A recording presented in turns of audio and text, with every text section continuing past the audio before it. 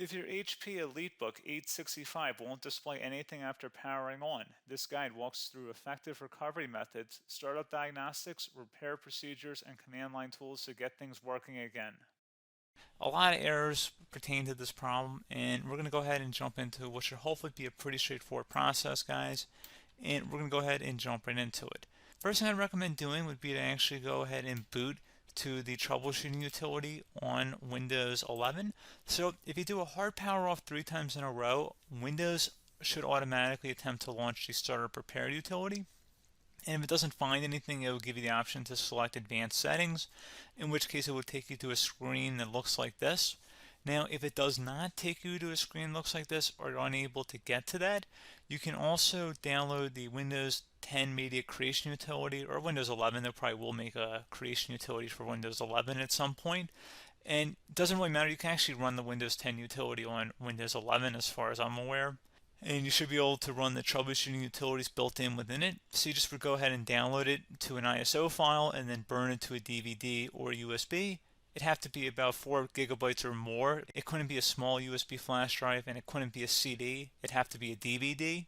And then you'd boot your computer from it. So depending on the computer manufacturer, you'd have to tap a different key on your keyboard in order to launch that menu, in order to select what boot drive you want to go off of. So it could be anything between the escape key, F2, F8, F12, for example, and those are the function keys on the top of your keyboard. So you may have to just do a little bit of trial and error. Shouldn't take you more than a couple minutes. Googling it would probably be best before you even begin. But anyway, we're ready to go ahead and jump right into it. So we're on the choose an option page. So these will look very similar whether you're booting from it directly within Windows itself, or if you're plugged in a USB flash drive with the media creation utility installed and you selected the recovery option. So when you are setting up your Windows 11 installation or Windows 10, depending on the drive you're using, there should be an option to repair your computer in the bottom left corner of the dialog window, one of the first screens that comes up. You go ahead and select that, and then it would take you to a troubleshooting screen like you see here.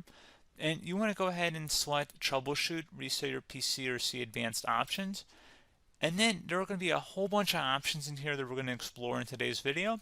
The first one, we're going to actually go underneath advanced options and then select startup repair, fix problems that keep Windows from loading. So go ahead and select that first.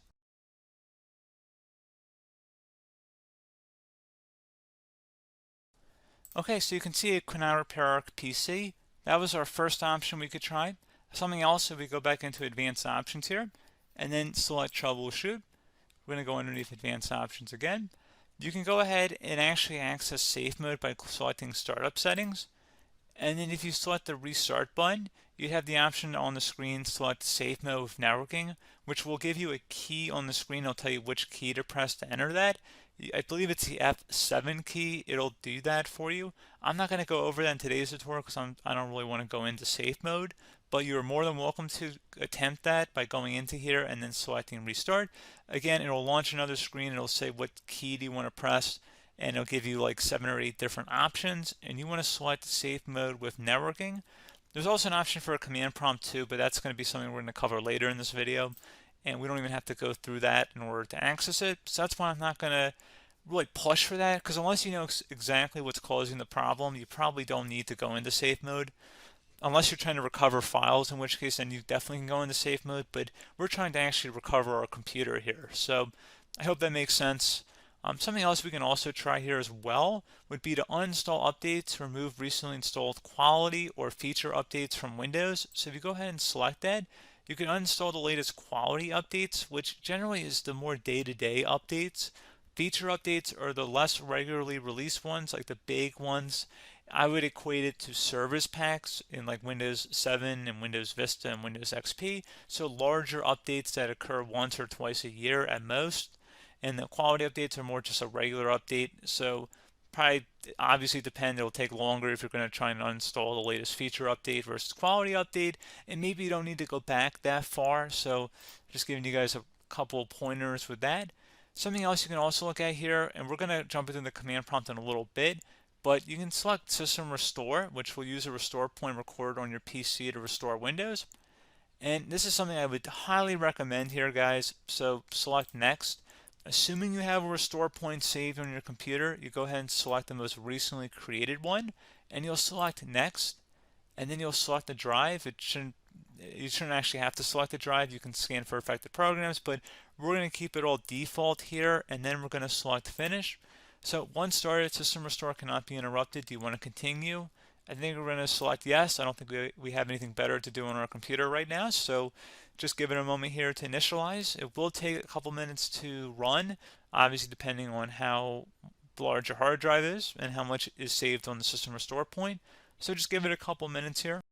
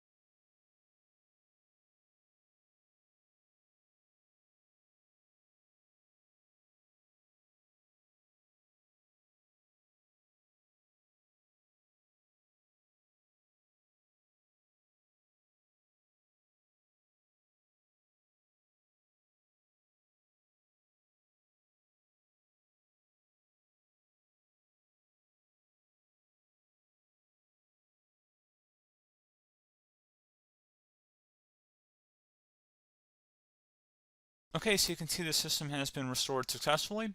We're going to go over a couple different methods in addition to that if that did not work. So I'm just going to pause the video and we're going to start back on the recovery screen that we started with. Okay, so a couple other things we can try here too. If you go back into troubleshoot, you can select reset your PC while you choose to keep or remove your personal files and then reinstalls Windows. You can select to keep my files, which will remove apps and settings but keeps your personal files. You can also select remove everything, which will remove all of your personal files, apps, and settings. So this is more of a factory reset, the second option here. First option, it should not delete all of your personal files. However, it will pretty much clear most of your programs, and keep in mind, there's no guarantee that your information, number one, is even still available and easily recoverable on your computer to the point that you actually would be able to recover anything. And the second point is that there's always a chance that it won't actually recover and it will just do a factory reset anyway. So there's no guarantee that actually would keep your files anyway. So I would recommend trying to get a recovery tool and backing that up first before selecting it anyway.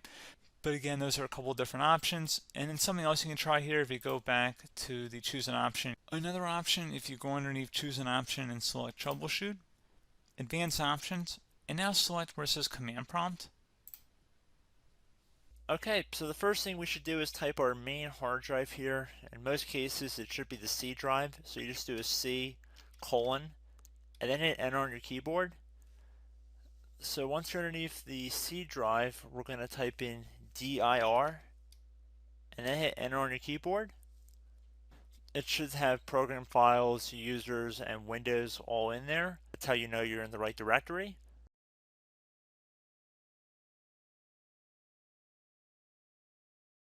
In some cases, it might be the D drive as well, so just keep that in mind.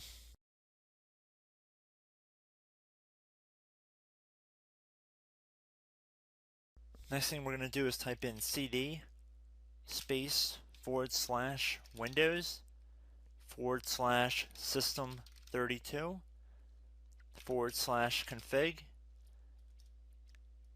and then you're going to hit enter on your keyboard.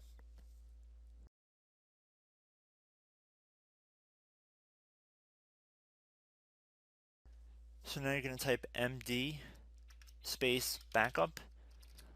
If you've seen other tutorials, it might also say to put down md backup. That's because the backup name is pretty common when you want to back something up. So you can name this whatever you want, doesn't have to be backup. So if you've already made a backup folder in the past, you could do backup 1, for example. So once you're done setting the name you want the backup to be called, hit enter on your keyboard again.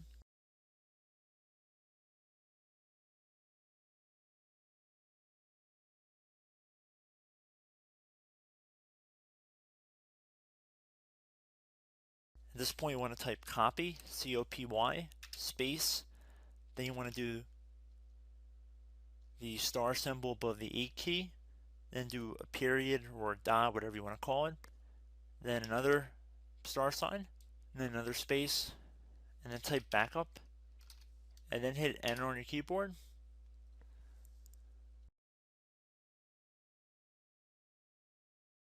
Now you want to type cd reg back, R-E-G-B-A-C-K,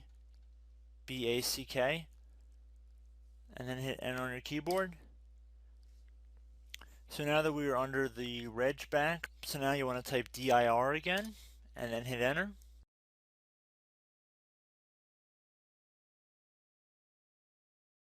So now at this point we're going to type copy again. So copy, space, star sign, dot, another star sign, space, and then 2 dots. So we're going to type copy, space, star sign, dot, sign, star sign, dot, dot, and then hit enter on your keyboard again. So for overwrite, you want to overwrite all. So type A on your keyboard, so capital A, and then hit enter on your keyboard.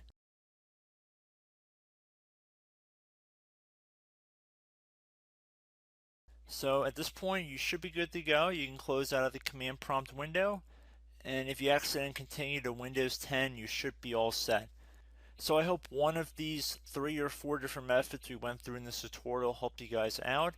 Again, I'm not sure if you guys heard me earlier, but try to go back into your safe mode if possible and uninstall any programs you know might be conflicting with the Windows startup if you can get into safe mode. So just keep that in mind. Something very simple like that could be blocking up everything. So again, I hope this tutorial helped you guys out, and I will catch you in the next tutorial. Goodbye.